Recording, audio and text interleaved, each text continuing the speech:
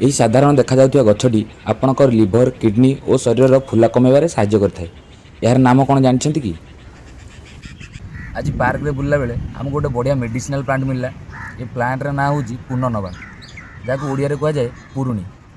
ଯଦି ଆପଣଙ୍କର ବିଭିନ୍ନ ପ୍ରକାରର ପରିସ୍ରାଜନ୍ୟ ରୋଗ ଥାଏ କିମ୍ବା ଆପଣଙ୍କ ବଡ଼ିରେ ଫୁଲା ଥାଏ, ଆପଣଙ୍କର କିଛି ୱାଟର ରିଟେନସନ୍ର ପ୍ରୋବ୍ଲେମ୍ ଥାଏ, ତାହେଲେ ଆପଣ ଏ ପୁନର୍ନବାକୁ ଖାଇପାରିବେ। ଆକୁ ନେବା ପାଇଁ ଆପଣ ଶାଗ ବନେଇବାକୁ ଖାଇପାରିବେ, ଏଥିରୁ ଚୂନ ବନେଇ ନେଇପାରିବେ, ଏଥିରୁ କାଥ ବନାଯାଇପାରିବ ଏବଂ ଏଥିରୁ ବିଭିନ୍ନ ପ୍ରକାର ମେଡ଼ିସିନ ଯେମିତିକି ପୁନର୍ନବା ଶବ ଏବଂ ପୁନର୍ନବା ଅରିଷ୍ଟ ବନାଯାଏ। ଏହା ସହିତ ଏହାର ଆଣ୍ଟି ଇନଫ୍ଲାମେଟୋରୀ ଏବଂ ରିଜୁଭିନେଟିଂ ପ୍ରପର୍ଟି ଥାଏ। ସେଥିପାଇଁ ଏହା ଆମ ବଡ଼ିର ଇନଫ୍ଲାମେସନକୁ କମାଇଥାଏ ଏବଂ ଆମ ମୂତ୍ର ମାର୍ଗ ଦ୍ୱାରା ଆମ ବଡ଼ିର ଏକ୍ସେସ୍ ଟକ୍ସିନ୍କୁ ବାହାର କରିଥାଏ। ସେଥିପାଇଁ ଆୟୁର୍ବେଦରେ ମଧ୍ୟ ଏହାକୁ ମୂତ୍ରଳ କୁହାଯାଇଛି। ଆଉ ସେଥିପାଇଁ ଆପଣଙ୍କ ବଡ଼ିରୁ ସବୁ ଟକ୍ସିନ୍କୁ ବାହାର କରି ଆପଣ ଶରୀରକୁ ନୂତନ କରିବା ପାଇଁ ପୁନର୍ନବା ଖାଆନ୍ତୁ। ଆଉ ଏମିତିଆ ହେଲ୍ପଫୁଲ୍ ଟିପ୍ସ ପାଇଁ ଆମ ଚ୍ୟାନେଲକୁ ନିଶ୍ଚୟ ଫଲୋ କରନ୍ତୁ।